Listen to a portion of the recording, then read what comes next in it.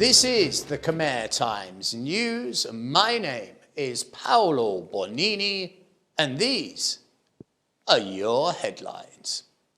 The war in the Ukraine rages on, but Russia is still struggling to gain ground.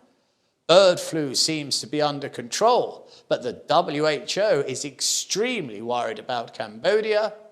And don't you forget, you're going to die. But hopefully not as unexpectedly as some have of late. Firstly is to our main headline story. The war in Europe rages on, and the human cost to the Ukrainians seems to be the primary focus of many a news outlet. But the death toll on the battlefield to the invading Russian army is quite simply staggering. They have been fighting through a foreign land in inhumane conditions, the temperature dropping to as low as -20 degrees. And many of these soldiers may well be wondering if hell has in fact frozen over, as the death toll among their ranks keeps rising at an ever-increasing rate.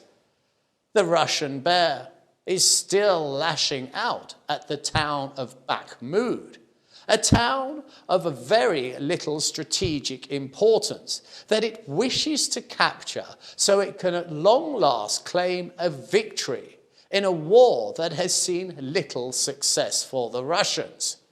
Firstly, let us find Bakhmut on the map, and then I will take you deep into its shattered heart. First map shows the entire battlefield, sweeping from the north all the way down to the deep southwest. We zoom in a bit, and what we're seeing is a high concentration. But right in the centre of your screen, slightly lower down, you can see there's a bulge. But it becomes more apparent when we zoom in, because at the heart of that bulge is Bakhmut. Here it is. And you may say, well, what's so astonishing about that? And I, in return, would have to confess, not an awful lot. Not until, that is, you add in some numbers. On the right, we have the shaded red area. Now that is the territory taken by the Russians. The white lattice that you see on the screen are the streets. And so far, the Russians have taken just 12 streets. On the left, we have the area that's dominated by the Ukrainians. And what you'll notice is that blue ribbon that goes from north to south. That, of course, is a river. And the Ukrainians still have that as a fallback line. And it would be a very difficult hurdle for the Russians to get across. But there's one last statistic that really does make this amazing. For the Russians to take those 12 streets, it is estimated that they have lost the lives of 20,000 soldiers. 6 months they have been fighting, and for 12 streets they've lost 20,000 men. So one could easily say that you could lay those dead bodies one right next to the other, and you could walk those 12 streets over those dead bodies, and you would never have to place a foot on Ukrainian soil. And that is why some are saying that the road to Bakhmut is the road of the dead Russian soldiers. But what is it like inside this hell? What is it like inside Bakhmut? Well, this next footage was taken this week, and it shows what Bakhmut now looks like. It is something from the apocalypse, or at least what Berlin looked like at the end of World War II in 1945, a town that has been completely obliterated by wave after wave of artillery shells. This was once a home, a city, a town, a place where people thrived. But now, not even the trees grow anymore.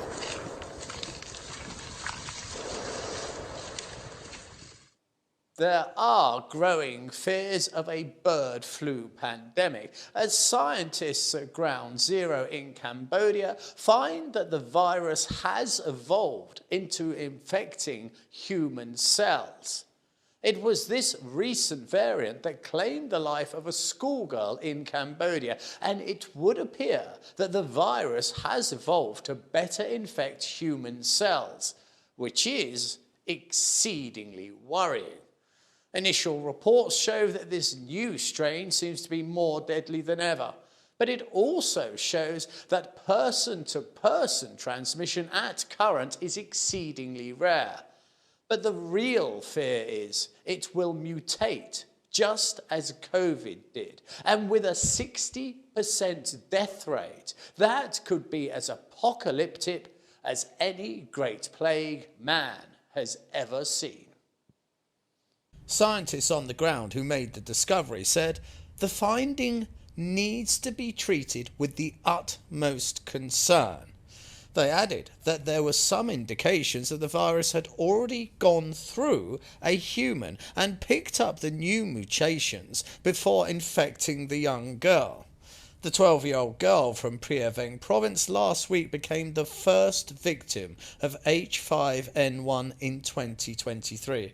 Her father also tested positive for the virus, but has not developed any symptoms. Dr. Eric Carlson, who led the team of the Pasteur Institute of Cambodia that decoded the genetic sequence of the girl's virus, warned that it differed from that taken from the birds. He said, any time that these viruses get into a new host, they have certain changes to make that allow them to replicate a little bit better, or potentially bind to cells in our respiratory tract. Now, what he means by that is the cells will actually adhere themselves to the nasal passages of humans, and in doing so, it would then be able to spread a lot more widely.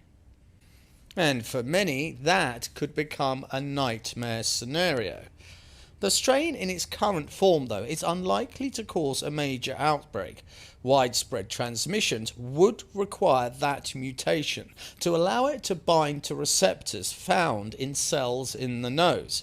But when we start looking at the amount of animals that have died and have been culled, the numbers are quite simply frightening.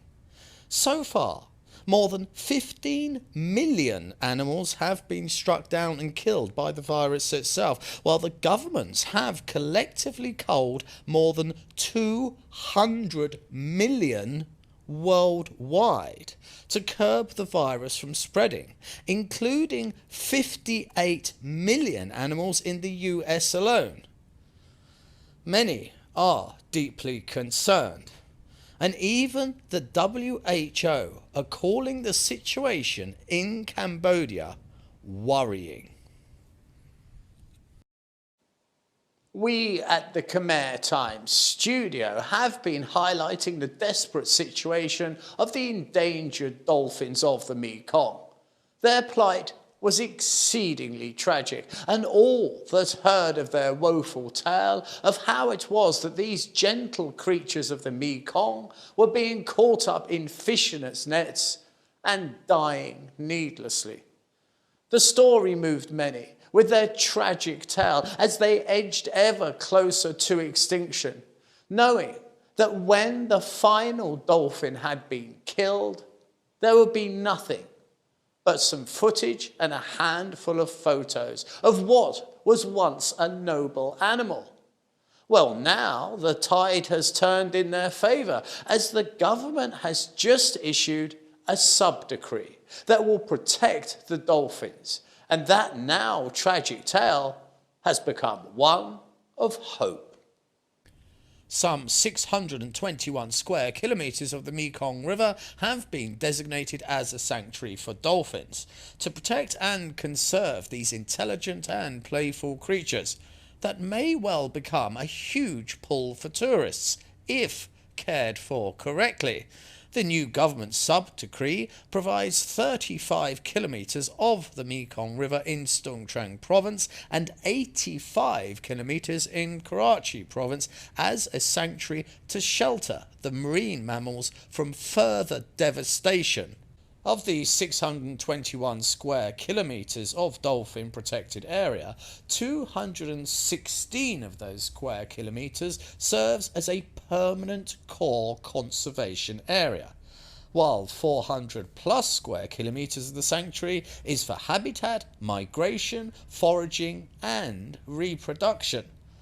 The sub-decree also provides for the authorities to work together to help to develop ecotourism and to improve the economy, society, as well as the livelihoods of the local people. The Fishery Administration said provisions of the sub-decree will be strictly adhered to protect the remaining dolphins of the Mekong. And fishing is now illegal in the core conservation area, and it will be constantly monitored as well as strictly enforced to ensure that fishermen keep well out of that area. Now, this news has been exceedingly well received by many, including myself, and I, for one, would like to issue 3 cheers to all those that stepped up in making sure that these endangered dolphins will not disappear like so many other species. So to all those involved, hip hip hooray, hip hip hooray, hip hip hooray. There has been some exceedingly big numbers in business of late, most of them in positive territory, with little sign of that threatened recession.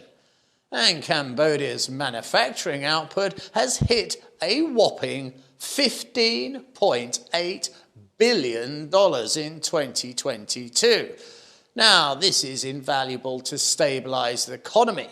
As you may recall from last week, we ran a story that Cambodia's personal debt has reached a shocking new level at almost twice the country's GDP.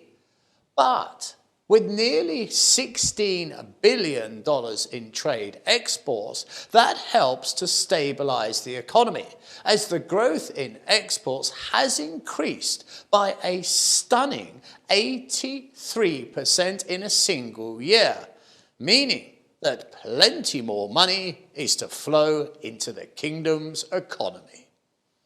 The report by the Ministry of Industry, Science and Technology said this week that 186 new factories were opened last year, a growth of 5%, bringing the total to nearly 2,000.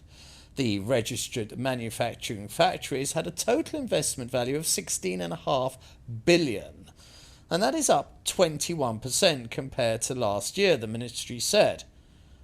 And I shall say this next line very slowly, so you may appreciate it. The sector has created 1 million jobs within the country. 75% of those are going to women. And those numbers would make many a Western government green with envy. What with products of $11.5 billion being exported and nearly $4.5 billion being consumed by the domestic market. The ministry said that the sector remained stable last year after facing the effects of COVID in the previous years that led to severe disruption of factory operations and disruption of export orders. But it was the quick resumption of the socio-economic activities that was the main reason for the revival of manufacturing. Now, I'm not here to blow any trumpets. I'm here to read the news, and I will not be swayed. I absolutely promise you that.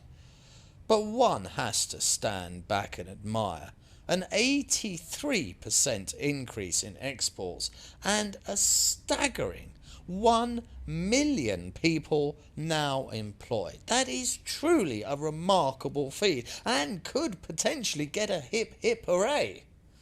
If it wasn't, of course, for those pesky dolphins who have used them all up. I don't know if you have noticed, but there are many ways to die nowadays. And of late there have been some rather unusual happenings that have sent some into the next life in the most unexpected ways. Personally, I find it best not to dwell on what is inevitable, for there is little you can do to prepare for that moment when your clock ticks its last beat and your heart gives up the rhythmic pulse that has been the backing soundtrack for your entire life. And when the bell tolls for thee, we are all very much hoping that it will be peaceful, and one will slip into the boat of the ferryman with no fuss and no pain, just a gentle boat ride into the unknown world. But for some, there has been some remarkable turns of events that have sent them into the next life in the most unexpected ways. Taking naps and going to funerals seem particularly dangerous of late. Our first example is a man who died this week in an exceedingly unlikely way, to say the least. You see, he set up his hammock and lay down for a much-needed rest in the middle of the day. But little did he know that his slumber was to last an eternity, as the hammock he was resting on collapsed and he struck his head. And when he did so, he died instantly, making that short nap a sleep that will never end.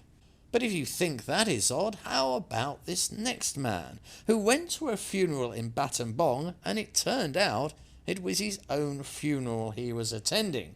The man himself was a well-known local drunk who did not dwell much on his own health, but I don't think he would have ever imagined for one moment that attending his own funeral would mark his demise. It seems he attended this event, and he got so drunk he lay down for a nap, and he then passed into the next world. But his blessing was he went very peacefully, compared to our next contestant. Now have a look at your screens and you will see an action shot of what actually happened. And again, we are oddly at a funeral. But this time, the man was blasted into the next life when the crematorium exploded in front of him, and it blew the large crematorium steel door directly into the victim so hard it killed him instantly. Now it seems that when the corpse was put into the furnace, the victim placed not only firewood but also several litres of gasoline onto the corpse, and that is what secured his ticket into the next world. So here is the moral of these stories. You could well be going for a nap, or maybe attending a peaceful funeral. It is all just another day, isn't it? Consider, it could be your last day, and it should be relished and enjoyed, for there is one solitary guarantee in this life. As every second passes, your own funeral is only getting closer, and I would place a bet. It's not as far away as you would like. So, be sure to enjoy this day. And now it's time to look at our sports news.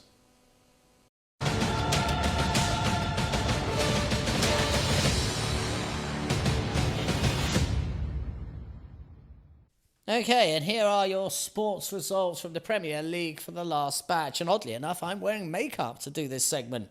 I'm that dedicated to the news. What do we have? Man City beat Newcastle, fair enough. Chelsea took down Leeds, fair enough. Arsenal, ding-a-ling-a-ding-dong. What a battle at home there at Highbury. 3-2 against Bournemouth, and those points take them further in the lead at the top of the table.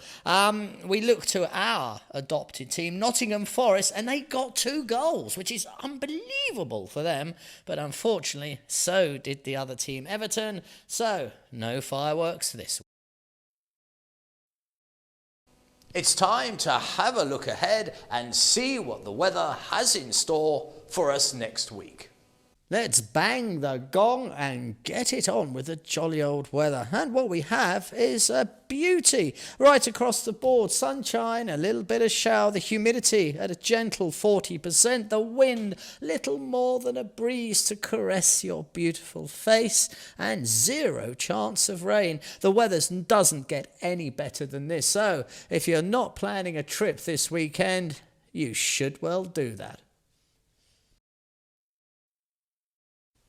This has been the Khmer Times News. Please do subscribe and comment and stay up to date with all the breaking news by following us on both Facebook and Telegram. This has been Paolo Bonini, and that was the week that was. I'll see you next weekend for your weekly Roundup.